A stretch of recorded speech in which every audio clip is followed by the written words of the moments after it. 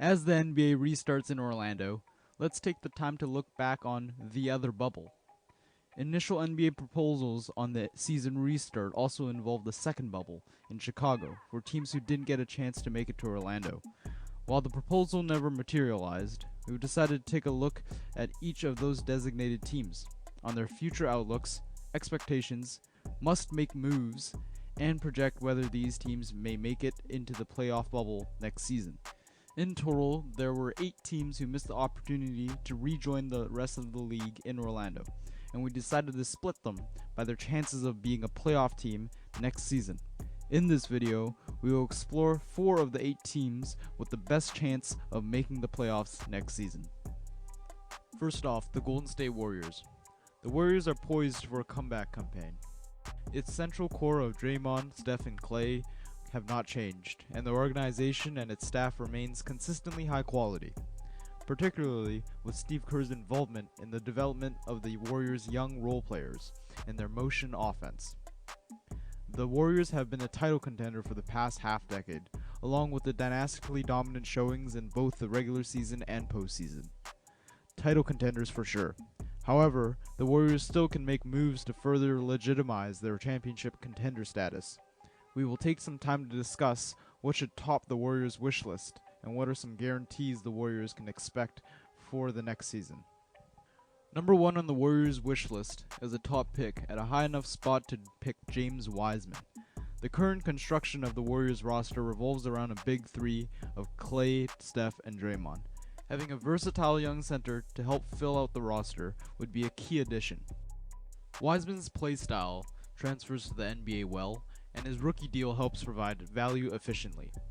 Alternative picks include Isaac Okoro, a defensive wing, Onyeka Okongwu, a versatile big, or Obi Toppin.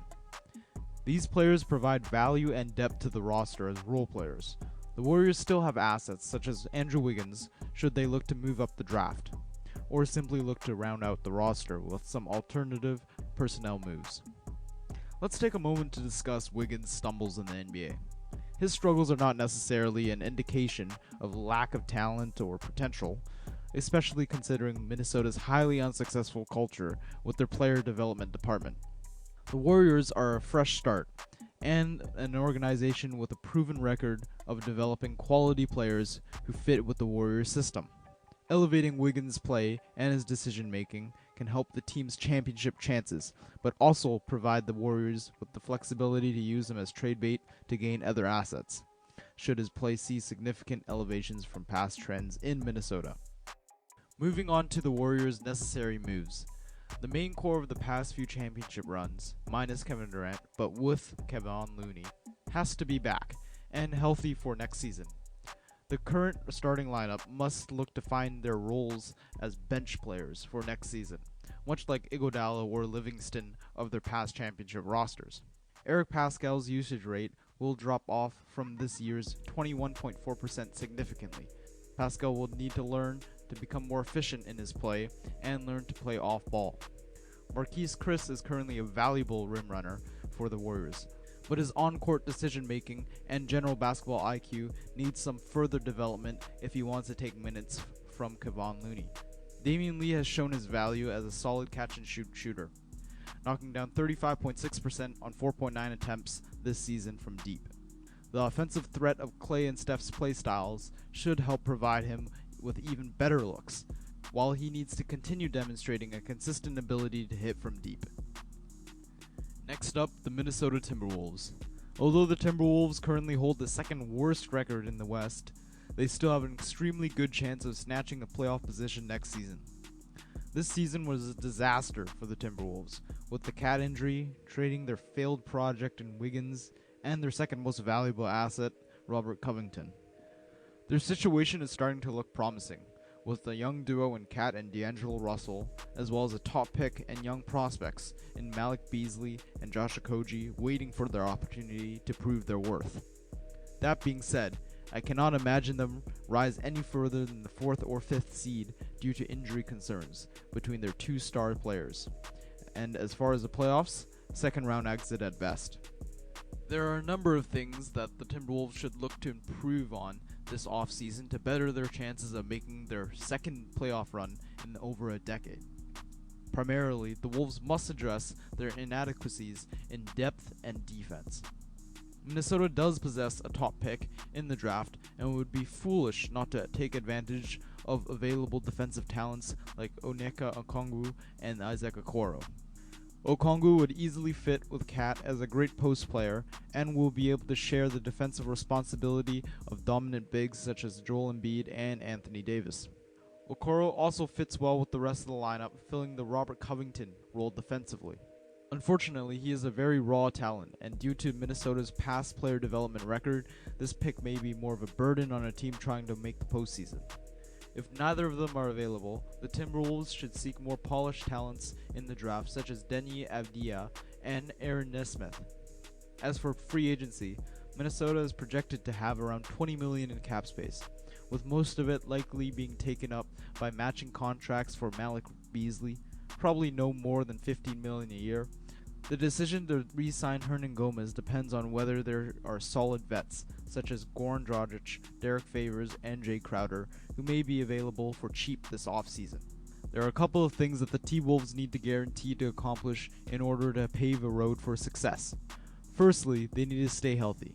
They are a very thin roster, and players like Jarrett Culver, Omari Spellman, and Jake Layman are going to have to step up as role players. James Johnson seems to have rediscovered his game in Minnesota, and will have to continue being productive as the X factor of the team.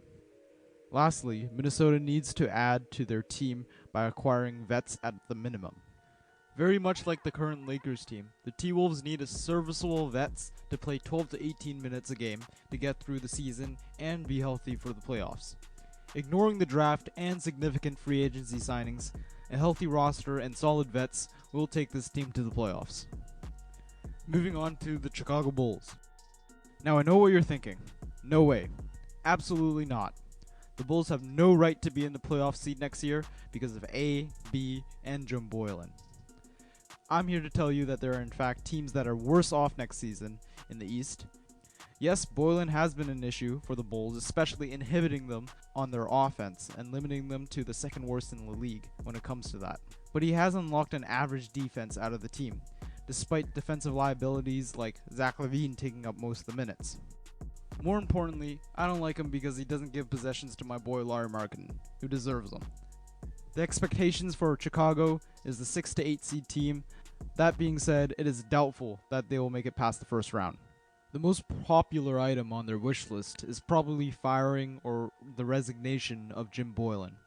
Unfortunately, this outcome is improbable as John Paxson seems to love him.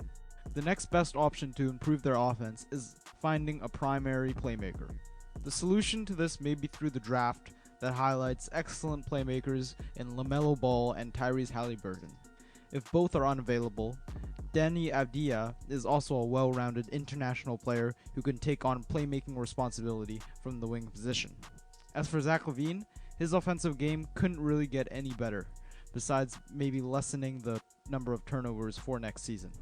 If a major playmaker is unavailable in the draft, Chicago should try to guarantee one among the roster by working with Kobe White and Zach LaVine to slowly increase their vision and passing to allow Chicago to be self-sufficient on the offense with minimal assistance from Jim Boylan. Finally, we have the Atlanta Hawks. Looking at the Hawks' 2019 to 2020 season, it doesn't take a seasoned fan to recognize that there was much to be desired. Their atrocious defense, ranked 28th in the league, held them back tremendously in the win-loss column, and their offense was unable to make much of an impression either, despite the addition of Clint Capella and the continuing all-star level production from Trae Young. For the next year, we can expect the Hawks to somewhat turn it around, with a bottom-tier playoff showing in the East. They'll almost certainly get knocked out of the first round though. We can expect the Hawks' young players to begin further stepping up, particularly Young's ability to engage role players developing nicely. The Hawks currently need further depth in their lineup and could do with some more wing players. Their $55 million in cap space should be spent accordingly.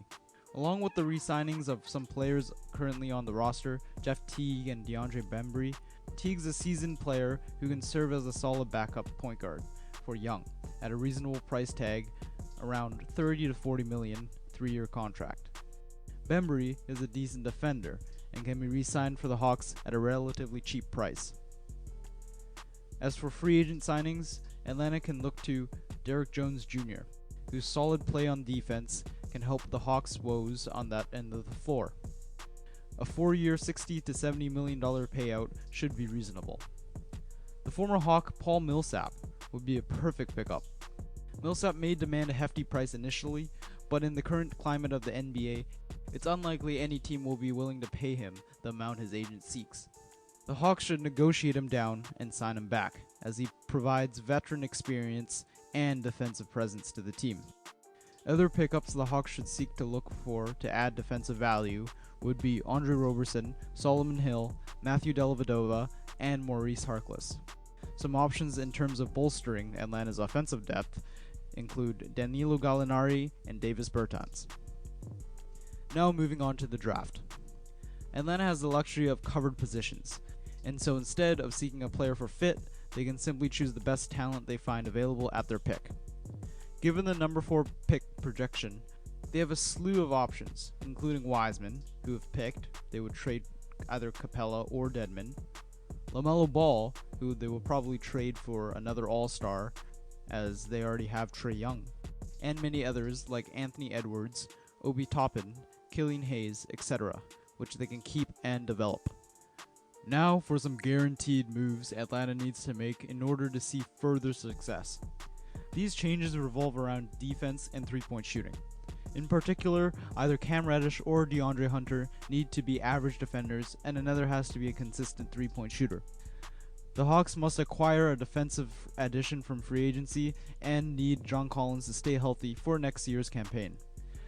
While skill development and health seem straightforward, the Hawks need these pieces to come together in order to maintain a competitive roster, even in a weaker Eastern Conference.